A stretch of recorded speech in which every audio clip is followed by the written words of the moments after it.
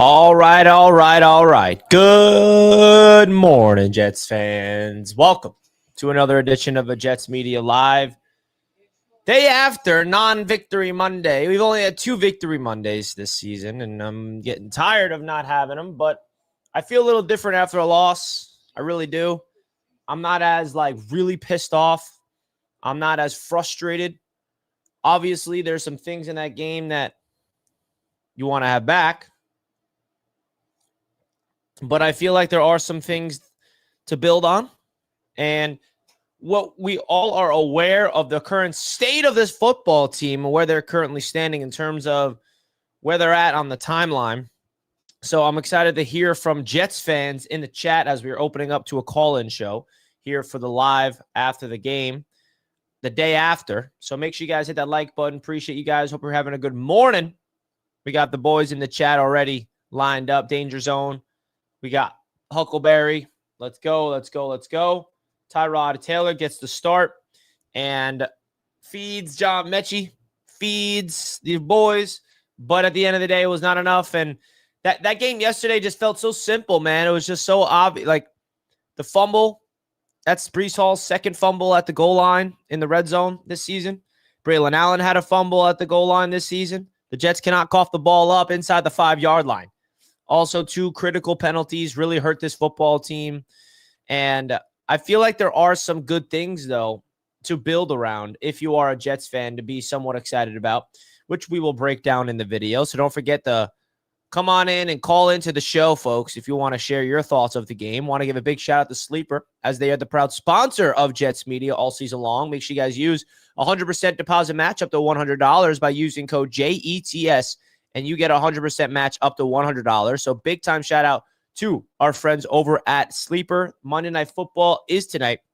You got the Carolina Panthers playing tonight. I forgot who they're versing, but make sure you guys check them out because they got everything. Yeah, the Niners. You got the Panthers and Niners tonight. So if you guys want to make a nice player prop parlay, go over to Sleeper and use the code JETS for your discount. Okay, let's do it. All right. We got a Thanksgiving week. I'm actually going to be on the road tonight, going to my sister's in Virginia. So I will be traveling tonight, and then I'll be there all week. Be trying to make content as much as I can. The AFC East Roundtable is going to be earlier in the afternoon since I'll be traveling. So, yeah, little personal update, but that is that. All right. Now, when we go deeper into this game, you know, I made the title of this video, not all negative energy from me. Basically, that just means they lost, but I'm not sitting here super frustrated. I feel like there were some things yesterday that I saw that I'm definitely intrigued by 100%, whether it is the development of Jowon Briggs, the beast of Harrison Phillips. Like, you're seeing the guys that are making impacts on this football team that's looking good are the guys that Darren Muji found in the trade market. Brownlee had back-to-back good plays at the goal line against Derrick Henry. Harrison Phillips had a really good productive game, stuffing the run, really being that impactful defensive tackle against the run, right? Like, you're seeing these guys that Harrison Phillips and Jowon Briggs, Brownlee, these guys were handpicked here from Darren Muji. John Mechie III traded for. A.D. Mitchell, 2 big catches. So, it's wild. The core that we are used to with this football team, which is Breece Hall, Sauce Gardner no longer here, Quinnen no longer here, Quincy, all these guys, like, they're not as much making the impact. Another guy who had a good game is Jamien Sherwood, who got that contract extension, of course. Cool to see Jamien Sherwood go out there, make some plays. But at the end of the day, man, Tyrod Taylor went out there. Now we have people like, see, shouldn't have benched Justin Fields. I'm not coming away from this game yesterday thinking like, oh, man, dude, why did we bench Justin Fields? I mean, that's the last thing I'm thinking about right now is, man, if we kept Justin out there, we would have been – no, that's the opposite of how I feel, honestly. But that's okay. We don't need to worry about that. The reality is we are in evaluation mode, and the Jets had a chance to make it a 3-point game in the fourth quarter, but Breece Hall fumbled the rock, man. Breece Hall fumbled the rock. So we're going to get into it and talk about it right here on the channel. Let's get into some callers right away. Let's change this to the Ravens graphic. There we go. All right. We got my boy JT up first. JT. Yo, what up, Good morning, Richie? my friend. How are you? Good morning, brother. Cheers. Cheers, man. Man, like you said, though, yesterday wasn't something I came away with thinking Justin Fields, would have done better, or I definitely think Tyrod did better throw of the football. You could just tell he runs the offense better than Justin Fields does. Offense was actually moving yesterday, aside from the fact that we didn't score a lot. I know. I was actually at that game yesterday in Baltimore. I Oh, gotta you say, were? yeah, it's a nice stadium. I'm only 2 hours from Baltimore where I am, so I had to Nice. go. But it's a nice stadium, and I actually got to meet Armand Membu's family. That was pretty cool. Oh, really? Yeah, so That's I was awesome. walking around before the game, about like 12:30, so a half hour before the game, and I see a bunch of like Membu like memorabilia, like 70 like sequins on the back of the females, like sweatshirts and and 70 jerseys. I'm like, huh. So I said, hey, let's go Jets. And I said, are you Armand Membu's family, by the way? He like smiled and shook his head, yes. And I said, dude, let's go Jets. And he shook my hand. And I said, dude, your son's a beast, and shook his hand. And that was just a That's cool awesome. moment. Yeah, it was a pretty cool moment. I was behind the Jets sideline, so I had some good seats over there to potentially meet some people. But dude, that was a really cool story, I thought, from that stadium. And I gotta say, Ravens fans are really cool people. No one gave me a hard time. I was by myself, so I didn't know what to expect. But Ravens fans are pretty cool. Treated me well, and the stadium was nice. And you just see that game day experience that Jets don't give you. Like on the scoreboard, there's always Raven graphics, like Ravens throwing Jets helmets out of the stadium, Ravens cracking the screen where Jets helmets are. Like, dude, like their stadium graphics are top tier, and it just shows you like the game day experience at MetLife. It's just not as good as it is at other stadiums. Even at Paycor, I noticed that too. Yeah, that's a good observation. I mean, we all hate Jets game day experiences. So yeah, but that's cool that you went there by yourself, man. What did you think of the game? At what point did you feel like was there a lot of energy in that fourth quarter when Brees had that good drive that ended in a fumble? I was around a couple Jets fans, so the energy was mixed. Obviously, the Ravens fans were pretty hyped, but the Jets fans around me were the typical like miserable ones. There was one older gentleman behind me that nice guy, but man, he just kept complaining about the refs even when the call should have been called. Yeah, that was pretty funny. But I was around a couple Jets fans, so I got to shoot the shit with some Jets fans, and like I said, the Ravens fans around me were pretty cool. And one little fun fact that's pretty cool is apparently the ticket I bought, the person lives in the same exact town as me in Delaware. The ticket I bought online. They're from Ravens fans, but I thought that was pretty cool.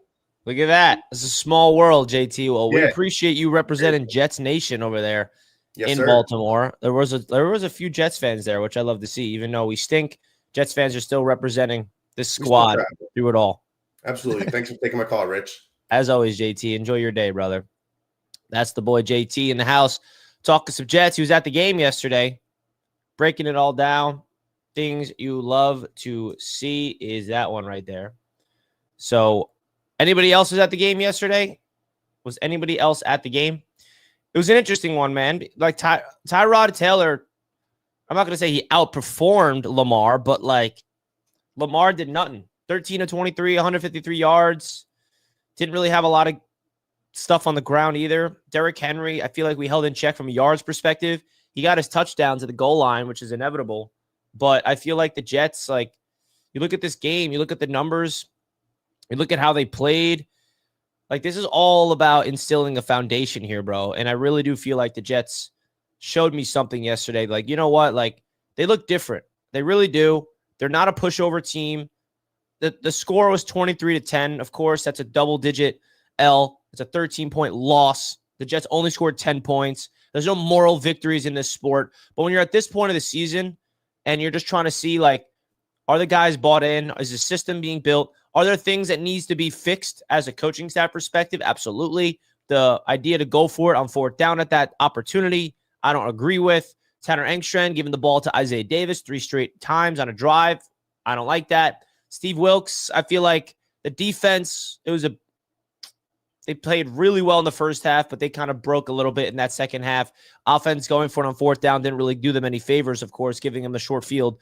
But I feel like, from an individual standpoint and the collective nature of this football team, there are a lot of things that needs to be worked on, including figuring out a way to force some turnovers. But at the end of the day, I'm just not coming away from this game like super upset and super disappointed, even though the Jets lost by 13 points. I don't know if you guys agree with that or not, but that's just me. We got Lascelles up next. What's up, Lascelles? What's good, man? What's good, bro? How are you? What's good? I'm doing good after last night. Like, that game was interesting because I didn't think we were thought we were gonna get blown out, to be honest. Because the Ravens are the Ravens. I know they have a great defense and stuff. So I kind of was like, oh, it's fine. That one's probably gonna be a watch. Yo, we had the lead going into halftime. We had the lead going into halftime. I was kind of bewildered. I was like, what's happening? Lamar's not looking too good. We're shutting them down offensively, and their defense is still good, but like you're actually throwing the ball against them. Huh. Yeah. And I do agree with you. Like, I like the aggressiveness on that, but you gotta know momentum was shifting, and like the best way to get the momentum back is to not make more mistakes, because as soon as you make another mistake, then the momentum continues to go their way. So I didn't understand them go for an out fourth down, but I do like the aggressiveness.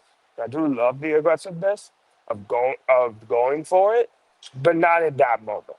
Yeah, I agree, Lascelles. I think But not in that moment. And thank you for the call as always, brother. That moment was the way they set it up is what frustrated me. It's 3rd and 4. You run the ball to set it up. It's the first possession of the second half. Your defense is playing great all game. You give up a touchdown as a defense to start off the second half. You go for it, and then you're giving the defense a short field to protect. And then the penalties really is what screwed over the defense. I mean, 3rd and 15 penalty by Oliver. That can't happen. That's going to just be a backbreaker, bro. Killer. Hard to recover from that. And then a penalty from Tony Adams on 3rd down. 2 critical penalties on 3rd down really hurt this defense. And it kind of makes you feel like the defense did not play well at all yesterday because of those 2 freaking boneheaded penalties that came back to bite the Jets in the butt. So that's the frustrating part. I agree. All right, let's keep the lines moving. We got James up next. What up, James? What up, brother? Drive safely, my man. Happy Victory Monday. Oh, never mind. Not Victory Monday. You got me, James? Come on, man. I need to hear it from you. Yo, can you hear me? Yeah. My bad, but I can't hear you, Rich. I'll make it short and sweet, though, bro. Listen, there's no reason to get all worked up over yesterday, man. There's not. Aaron Glenn's starting to he's getting better as a coach. We know where we're at right now. We know what the deal is. This is going to be like this for the rest of the season. I'm okay with that. As long as I see incremental improvements each week, which it looks like that's what's happening, I'm good with it. As long as we just build on brick after brick after brick, and that's what this is about. Just getting better and better each week. Less penalties, smarter play, right hand, positive attitude on the sideline, no arguing, short tackling, these type of things. This is going to go a long way for building this thing. But I can't even hear you talk to me, Rich, so I'm going to go and listen, bro. I'll talk to you soon, man. All right. That's my boy James having some technical difficulties. Couldn't hear me, but I heard him loud and clear. And I agree, bro. Like, I really do agree. The positivity that he showed on the sideline, like, for example, when Brees fumbled the rock and he went out there and gave him a little pat on the back, I like that. I did like that a lot. I think that really shows you the type of guy that Aaron Glenn is, and I appreciate it. And I think that there are some things that Jets fans could hang their hats on from yesterday. And I would love to hear more from you guys down in the comments.